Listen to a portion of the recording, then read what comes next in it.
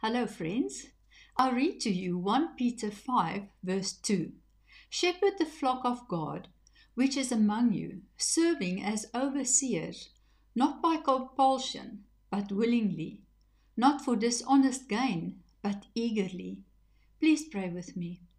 Lord, I don't want to lead reluctantly. I want to lead willingly.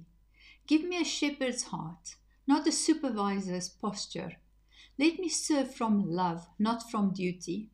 Help me to guide others with gentleness, to teach with humility, and to correct with grace. May I never lead to gain anything, but always to give something: hope, direction, comfort, or truth. Remove the temptation to dominate or control. Instead, let me model a life that others can follow, one marked by purity, faith, and compassion. Let those I lead feel safe, seen, and spiritually strengthened. Make me a shepherd after your own heart. In Jesus' name, amen.